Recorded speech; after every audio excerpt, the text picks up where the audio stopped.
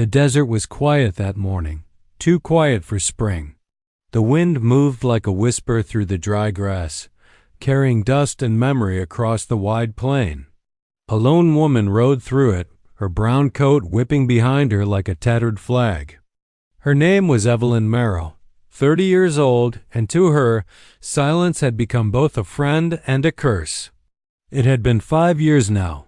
5 times she'd ridden to the same spot on this same date, never knowing why. She didn't tell anyone. Where she went, not the ranch hands at the Broken Spur where she worked, not even the preacher who often asked if she still believed in coincidence.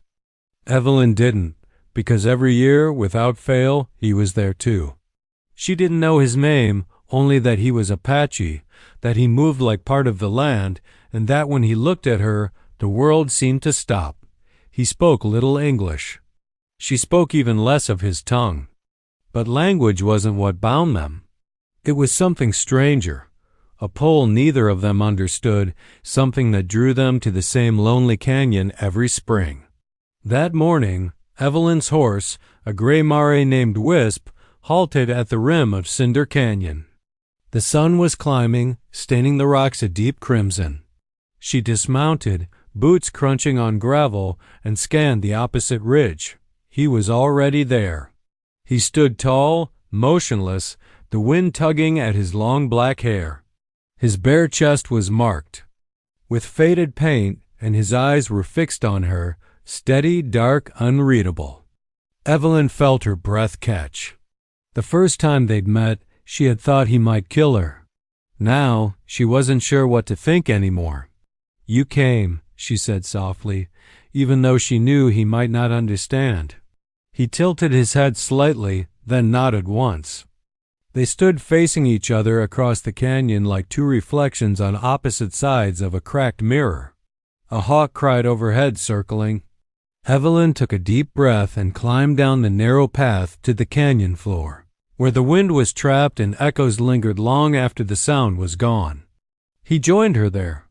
Neither spoke for several minutes. It wasn't awkward. Somehow, silence had become their language. When she finally broke it, her voice was quiet. "Do you ever wonder why we keep meeting here?" He looked at her, his eyes narrowing slightly in thought. Then he said, in a low, accented voice, "Wind remembers. Maybe." "We do not." His words hit her like a tremor beneath her boots. "Wind remembers." The phrase felt ancient, older than both of them. Evelyn had once tried to convince herself that it was chance. Maybe he came for the hunt. Maybe she was drawn here because of her late father's trail mapping work in these lands. But something deeper told her that wasn't it. It wasn't reason that brought her. It was instinct, a whisper in her chest every year that said, "Ride east to the canyon." She looked at him again. There was a scar across his shoulder, faint but long, like the mark of a blade. She had never asked how he got it, and he had never asked about the small locket she always wore, a silver piece that had belonged to her mother, with no picture inside, just a scrap of folded paper she'd never dared open. He knelt, pressing his palm to the sand. "Same wind," he said, "same day. You and I," she knelt too. Their shadows touched before they did. The moment stretched, long, quiet, fragile. Evelyn almost reached for his hand, but before she could, a gust of wind swept through the canyon, sharp and cold, stirring dust between them. When it passed, she heard something faint, a woman's laughter, carried through the air, so soft she thought she imagined it. He heard it too. His eyes widened slightly, then narrowed as if searching the wind for answers. They both stood slowly, uneasy. The desert was still again, but the feeling had changed, heavier now, as if the land itself was remembering something neither of them could. Evelyn swallowed hard. "Same day, every year." She whispered. He met her gaze. "Maybe." The land not forget. And for the first time, she saw fear in his eyes, not of her, but of what tied them together. The days after their meeting felt longer than any Evelyn could remember. The desert stretched endlessly, but her mind kept circling back to that sound, the faint laughter that had drifted through the canyon wind. It had been soft, like something half remembered from a dream, but it left a chill in her bones that refused to fade. Back at the Broken Spur Ranch, life moved on in its dusty, predictable rhythm. The men mended fences, the cook shouted from the mess hall, and the sun burned the horizon gold each evening. But Evelyn's thoughts never strayed far from that canyon or the Apache man who stood there every year, waiting, just as she did, that night. She sat on the porch of her cabin, the silver locket glinting in her hand. She opened it again, like she had 100 times before. Inside was still that tiny folded paper her mother had tucked there before she died. Evelyn had never read it. She wasn't sure why, maybe because it felt sacred, or maybe because some part of her feared what she'd find. She whispered to the empty air, "Wind remembers?" The words of the Apache man echoed through her dot the next morning. A restless pull dragged her back toward Cinder Canyon. She told no one. She packed water, biscuits, and a small revolver, old habits she'd learned from a lifetime of solitude, and rode east again. When she reached the canyon, the sky had turned pale blue, the kind of color that feels too open, too watchful. She didn't expect him to be there, not so soon after their yearly meeting, but something told her to look anyway, and he was standing near the same rock ledge. Arms folded as if he had never left. He turned his head slightly when she arrived, eyes narrowing in curiosity. "You come again," he said quietly. "I couldn't stay away," Evelyn admitted, dismounting. Her boots hit the sand with a dull thud. "I keep hearing that sound." "The wind. Like it's trying to say something." He nodded once. "You hear it too." Evelyn hesitated. "What is it?" He walked closer, each step measured, deliberate. "Long ago, this place was not called Cinder Canyon. My people call it Wind Hollow. It is. Where spirits walk when they forget who they were." Evelyn's breath caught. "Spirits?" He nodded again. "Not all gone stay gone. Some remember too much. Some remember too little." The canyon suddenly felt smaller, heavier, as if the walls themselves were listening. Evelyn folded her arms, trying to hide the unease in her chest. "And us?" she asked. "Why do we keep coming here?" He looked at her for a long moment, eyes tracing her face like he was searching for something familiar. "Maybe we forget," he said finally. "And this place, try to make us remember." Evelyn turned her gaze toward the far ridge. She could almost imagine shadowy figures there, faint outlines moving in the shimmering heat. The air carried the faintest hint of smoke, though no fire burned nearby. When she looked back at him, he was staring at her necklace. "What is that?" he asked softly. "A locket." "My mother gave it to me before she died," Evelyn said. "There's a note inside, but I've never opened it." His expression shifted, curiosity mixed with something else, something older. He stepped closer until she could see the faint scar under his collarbone, the mark she'd noticed before. He said in a low voice, "Maybe it'd tell you why we meet." Her heartbeat quickened. "What do you mean?" He didn't answer. Instead, he turned his gaze toward the rising wind, where the sand swirled in lazy spirals. "You dream?" he asked suddenly. Evelyn hesitated. "Sometimes. What you see?" She swallowed. "A river. Two people standing across it, reaching for each other, but never touching. Then the wind comes and they're gone." He was silent for a long moment. Then he said, "I dream same dream." The words hit her like thunder in her chest. For the first time, Evelyn stepped closer to him. The distance between them was barely a breath. "Who are you?" she whispered. His eyes darkened. "My name is Talon," he said slowly. "And I think we were not strangers before. The canyon wind howled suddenly, louder than before, swirling dust around them like a living thing.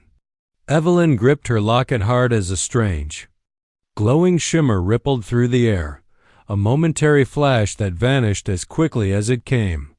When the silence returned, she realized something impossible. The mark on Talon's chest matched the shape etched faintly into her locket's back, and for the first time, she understood. This was not coincidence. Something older than both of them was calling them back. The canyon wind had gone still, leaving behind an eerie quiet that clung to Evelyn's skin like a second shadow. The shape on Talon's chest, so perfectly mirroring the faint engraving on her locket, was no trick of light. It was the same curved mark, like a crescent fused with a claw. That night, she couldn't sleep. She built a small fire at her ranch cabin, the flame flickering against the wood walls as if uncertain whether to burn or die out. Outside, coyotes howled in the far distance, their cries hollow and haunting. Evelyn sat with the locket in her palm, turning it over slowly. Talon's words echoed through her head. "Maybe it tell you why we meet." Her fingers trembled as she opened it. Inside, the folded scrap of paper was yellowed and fragile. She hesitated for a long time before unfolding it. The handwriting was her mother's, elegant, fading, and stained with time. "Evelyn, if you ever find the canyon of the Whispering Wind, know that blood remembers what minds forget. Find the one marked by the crescent of flame. Together, you will finish what we could not." Her heart raced. "Together," she whispered. "Who's we?" She read it again and again, but the words refused to make sense. Her mother had died when Evelyn was 12, long before she'd ever heard of Cinder Canyon, long before she'd ever seen Talon. Yet the letter spoke as if her mother had known all along. At dawn, Evelyn saddled Wisp again and rode east. She didn't think. She just followed the pull. The canyon waited like a sleeping beast, glowing orange beneath the rising sun. Talon was already there. He stood by a stone ledge, hand pressed against the rock. There were markings carved into it, old symbols worn down by time. He turned when he heard her approach, his eyes meeting hers with that same knowing calm. "You opened it," he said simply. She nodded, stepping closer. "It mentioned you, a mark, a crescent of flame." He looked back at the rock carvings. "This mark," he said, pointing to one of the symbols etched into the stone. It was identical to the scar on his chest and the engraving on her locket. "What does it mean?" Evelyn asked. Talon's jaw tightened. "Long ago, 2 tribes fought here. My ancestors and another people, white settlers who came before the wars. But there was peace, for a time, between one woman and one warrior. They met every spring here in this canyon. Some say they were cursed. Others say they were bound by something older than blood. When the fighting came, they tried to stop it, but both were lost. The land remembers them." Evelyn's pulse quickened. "You think we're them?" He turned his gaze to her, solemn and steady. "I do not think," he said. "I feel. Every year, when I come here, I do not know why. My people tell me it is madness. But the wind calls my name, and I come. And every year, you are here." Evelyn looked at the canyon walls, the way the sunlight painted the rocks, the way the wind always seemed to move just before she spoke. She shivered. "My mother knew," she murmured. "She wrote about this place." "About you?" Talon's brow furrowed. "Then maybe she, too, remembered." Evelyn handed him the note. He read it silently, his dark eyes scanning the faded words. When he finished, he handed it back, voice low. "Your mother was right. Blood remembers." Suddenly, the wind rose again, howling through the canyon like a living thing. Sand whipped around them, and from somewhere deep within the rock came a faint rumbling sound like footsteps, or voices carried through stone. Evelyn covered her face with her arm. "What's happening?" Talon closed his eyes. The land wakes when we come together. It remembers the promise they made. Them? The first ones, he said. The ones we are bound to. The rumbling grew louder, and in the dust swirling between them, Evelyn saw faint silhouettes, two ghostly forms, one a woman in frontier clothes, the other an Apache warrior. Their hands reached for each other across the storm. Evelyn gasped, and then the wind fell silent. The spirits vanished, leaving only their footprints in the sand. Evelyn turned to Talon, her voice trembling. If this is true, if they were real, what did they promise? Talon looked toward the rising sun. To bring peace where blood was spilled. To heal what hate broke. He glanced at her, his expression grave but gentle. And maybe, Evelyn, to finish what they could not. The canyon's echo answered softly, almost like an unseen voice whispering through time. Remember. The morning after the windstorm, the canyon looked different, quieter, but alive. The air felt charged, like it held a memory just waiting to be spoken aloud. Evelyn stood beside Talon, staring at the faint footprints left in the sand where the ghostly figures had appeared. They were fading fast in the sunlight, as if the earth itself was swallowing them. She shivered. You saw them too, she whispered. Talon nodded, eyes still fixed on the spot. They show us what was. The land speaks. When we listen. Evelyn turned toward the carvings on the canyon wall. The symbol, the crescent and claw, now seemed brighter, the grooves catching the morning light. Around it, she noticed something she hadn't before, smaller shapes spiraling outward. Like a trail. There's more, she murmured. Talon ran his fingers along the carvings, brushing away centuries of dust. The markings revealed a path leading deeper into the canyon, a narrow slit in the rock, half hidden by brush and shadow. Here, he said quietly. Evelyn hesitated. What if it's dangerous? He looked at her, the hint of a smile ghosting his lips. Everything worth finding is. They entered the passage. The canyon walls pressed close, dim light filtering through cracks above. It was cool and still, their footsteps echoing softly. Evelyn's fingers grazed the rough stone as she followed behind. Talon. The walls were covered in more symbols, painted lines. Handprints, the faded remnants of ancient art. This place, Talon said in a low voice, was sacred to my ancestors. Only few ever came here. It was said to be a doorway between the seen and unseen. Evelyn felt a chill. A doorway? He nodded. To memory. To truth. After a few minutes, the narrow path opened into a wide cavern. Sunlight filtered through a hole in the ceiling, illuminating the center, a stone altar carved with the same crescent and claw symbol. Around it lay pieces of pottery, bones, and old weapons, relics left untouched for generations. Evelyn's heart pounded. This was real, she whispered. All of it.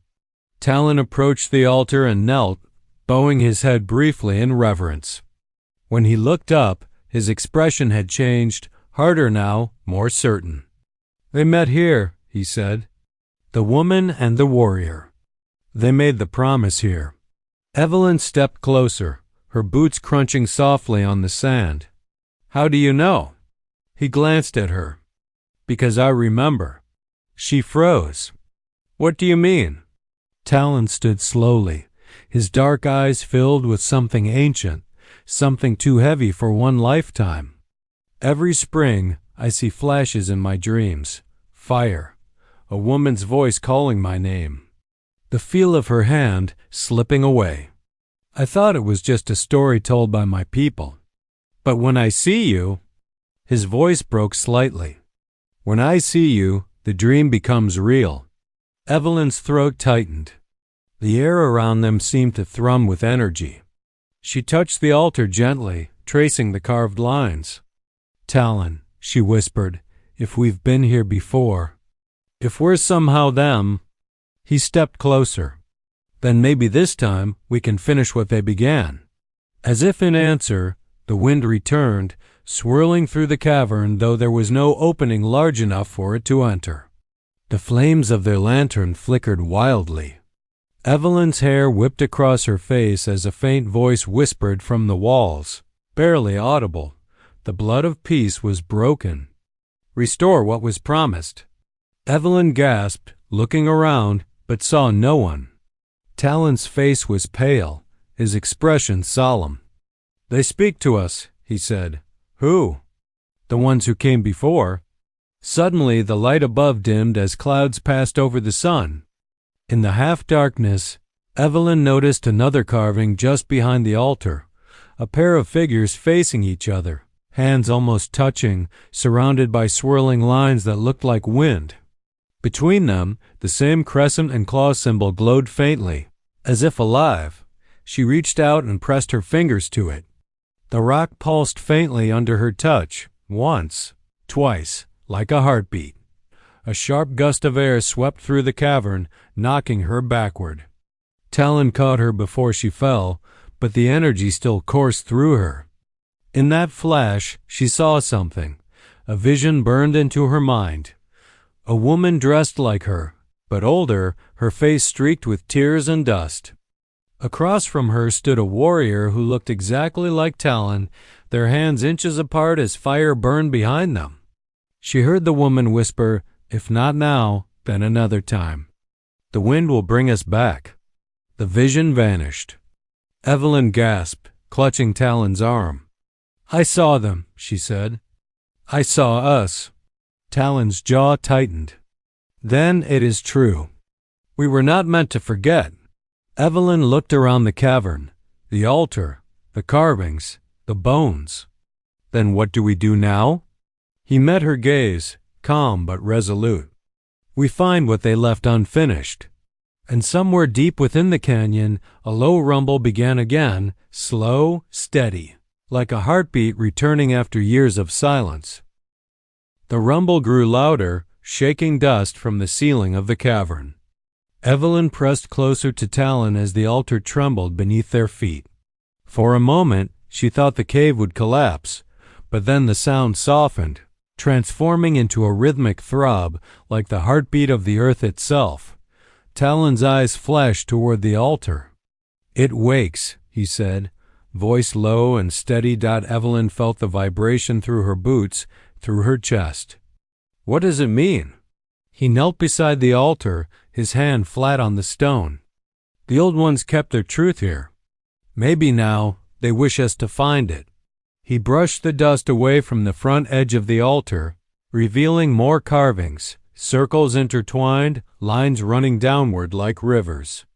As he traced one of the grooves, a faint metallic sound echoed beneath the rock. Evelyn's heart raced. "There's something inside." Together, they heaved against the stone. It shifted slowly, scraping against the earth until a narrow opening appeared beneath it. Inside lay a small metal box, rusted, half-buried, and sealed with wax that had long since hardened. Evelyn knelt beside it, her fingers trembling. "Should we open it?" Talon gave a single nod. "The wind brought us here. We finish what began." She pried the lid open. Inside, wrapped in rotting leather, were two objects: a small piece of parchment and a pendant carved from bone. Shaped like the same crescent and claw symbol that bound them. Evelyn carefully unrolled the parchment. It was written in two hands, one in English, one in Apache. The English words were faded but readable. "We bind our lives so the blood between our people may one day find peace. If death takes us, may the wind carry our promise until the day we return.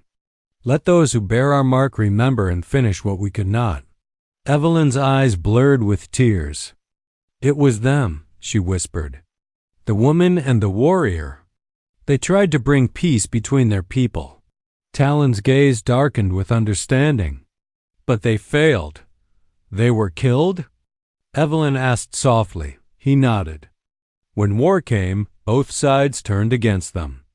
They died here together." Evelyn looked at the pendant in her palm, smooth, cold bone. And now, we're here, just like them. Talon stood, pacing slowly. Every year, the wind calls us back. It remembers their words, their promise. But the promise cannot rest until peace is made. Evelyn frowned. Peace between who? There's no war now. He met her eyes. There is always war, sometimes not with guns, but with hearts. The truth in his voice made her chest ache. She had spent most of her life building walls between herself and others, between past and present. Maybe that was her war, but there was more. She could feel it. Evelyn turned the parchment over. There, drawn faintly in charcoal, was a map, a crude sketch of the canyon, with one mark deeper inside the valley. There's another place, she said, tracing the mark with her finger. Something buried. Talon leaned closer, his shoulder brushing hers. Then we go. They left the cavern as the wind howled behind them, carrying with it a faint whisper that almost sounded like voices blessing their steps. The trail ahead led into the deepest part of Cinder Canyon, where shadows stretched long across the sand. Hours passed before they found the place marked on the map, a hollow between two massive stones shaped like watching eyes. The air was colder there, unnaturally still. Talon knelt and began digging with his hands, his strength cutting through the hard earth. Evelyn joined him, and soon their fingers struck something solid, a wooden box, older than the first, sealed tight. They pried it open. Inside lay a pair of objects wrapped in cloth, a white feather and a bullet, both bound together by a strip of dried leather. Evelyn stared at them, confused. A feather and a bullet? Talon's voice was quiet. The feather for peace, the bullet for betrayal. Her throat tightened. They tried to unite two worlds that didn't want to be united. He looked up at her. And the world still remembers. Until that promise is healed, the wind will not rest. Nor will we. A sudden gust of wind tore through the canyon, scattering dust into spirals that danced around them like spirits rising from the earth. The sun dimmed behind a veil of clouds, and for a moment, Evelyn saw two shadowy figures standing over them, watching, waiting. She reached for Talon's hand. Then we finish it. Whatever it takes. He gripped her hand firmly. Together. The wind answered with a long, mournful cry that echoed across the canyon. Not angry, not sorrowful, but longing. As if the land itself had been waiting centuries for those words, and far off, beneath the echo, Evelyn could swear she heard her mother's voice whisper, "Blood remembers, child, always." The storm rolled over the desert like an angry god, sweeping dust and lightning across the vast plains.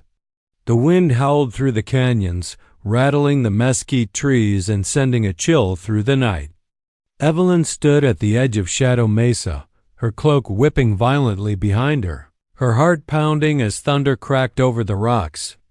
It was the same day, the same hour, the same feeling that had haunted her for years, and she knew he would come.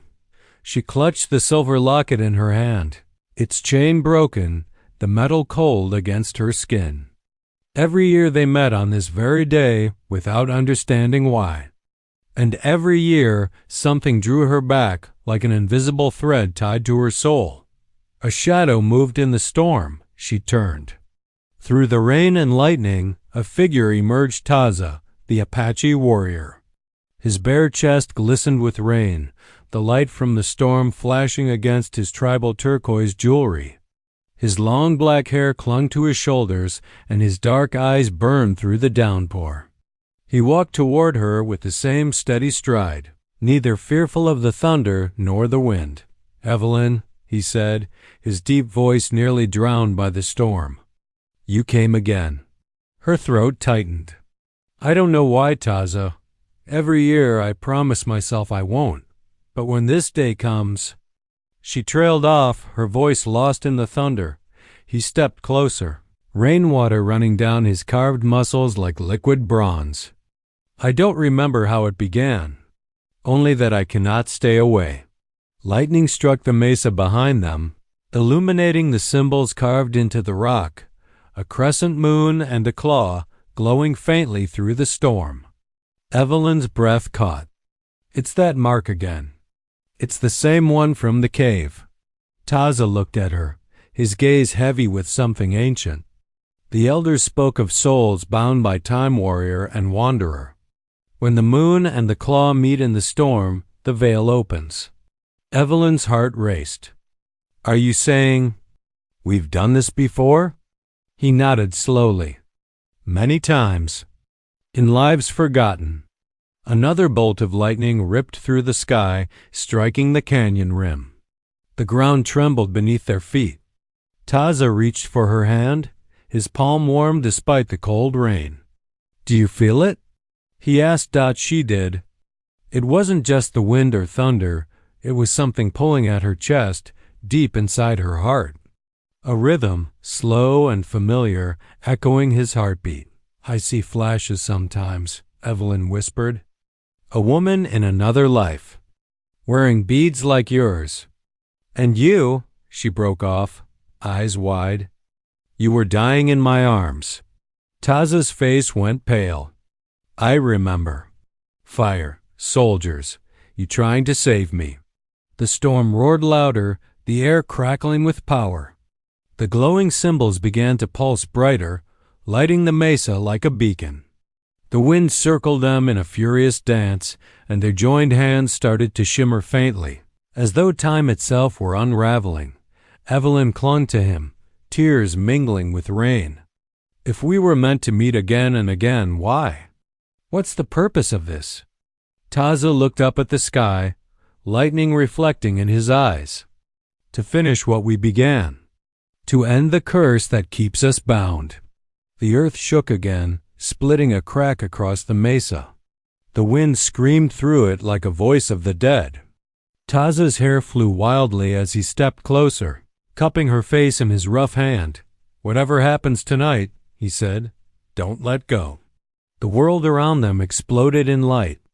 The locket in Evelyn's hand opened by itself, revealing not just a picture but two identical carvings. The moon and claw joined as one dot as thunder crashed.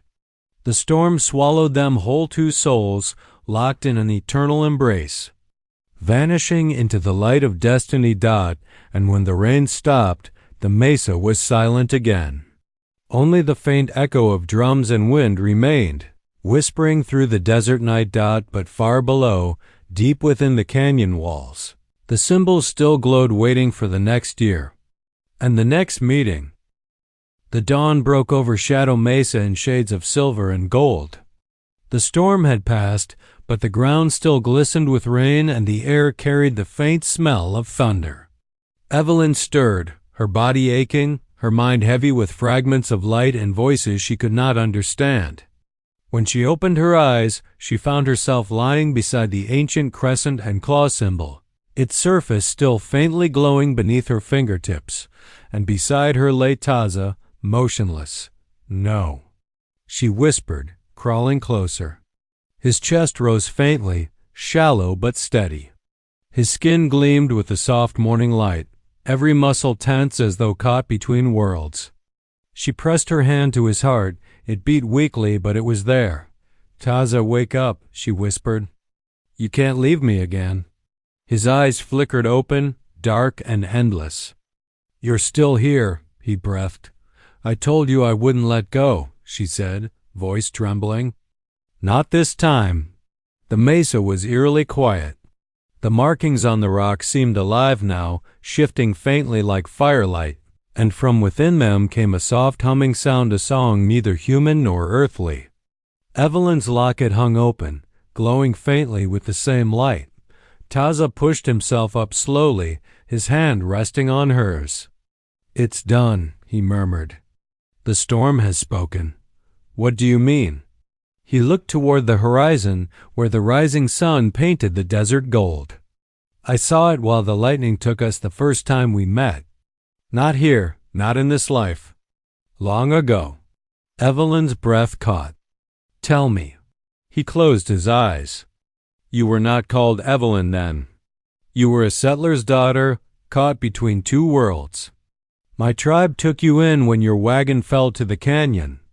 You saved me when soldiers came to burn our village. You stood between me and the bullet meant for my heart." She felt tears sting her eyes. The memories flickered, now bright and painful images of a firelit night, a woman screaming, a man's arms around her, and a promise whispered beneath the same stars. "I remember," she said softly. "You were dying. I held you until the dawn." He nodded. "The curse began that day. The old shaman said our souls were bound by unfinished vows. Until we met again, when the moon and claw united, we would wander apart, finding each other, losing each other for eternity." Evelyn looked at the carved stone. "And now we've met again. On the day, at the place. Every year without knowing why." "Yes," he said. "Each storm, each meeting, was the earth calling us to finish what we began." She turned toward him, her eyes full of sorrow and wonder. "Then what happens now, Taza?" He reached into the sand beside him and uncovered the ceremonial knife, its blade still etched with sacred symbols. "We must seal the bond not in blood, but in truth." He took her hand gently, pressed the knife's handle into her palm, and drew her fingers over the glowing stone mark. The light pulsed once, bright and pure. The wind rose softly, whispering through the canyon like the voices of ancestors long gone. "I swear," Evelyn whispered, her voice trembling, "that I will not lose you again. Not in this life or the next." Taza smiled faintly. "Then the circle is complete." The light flared, blinding for a moment. When it faded, the glow on the rock vanished. The locket around her neck dimmed to silver once more, its light gone, but its warmth remained. The curse had lifted. Silence blanketed the mesa. The desert stretched wide and endless around them, peaceful for the first time in centuries. Evelyn leaned her head against Taza's chest, feeling the steady rhythm beneath her cheek. "What now?" she whispered. He smiled softly, his hand brushing her hair. "Now we live, not remembering why we meet, but remembering how it feels." She closed her eyes, breathing him in, the scent of rain and earth grounding her. The sun rose higher, scattering light across the mesa, and for the first time, the shadows receded. Years later, travelers passing through the canyon would tell stories of the mesa lovers, a woman in a brown coat and a warrior with hair black as night, seen standing together on the ridge every year at sunrise, their figures glowing faintly in the morning mist. Some said they were ghosts. Others swore they were simply two souls keeping a promise older than time. But for Evelyn and Taza, it no longer mattered. The curse was gone. The storm had passed, and the desert finally was quiet again.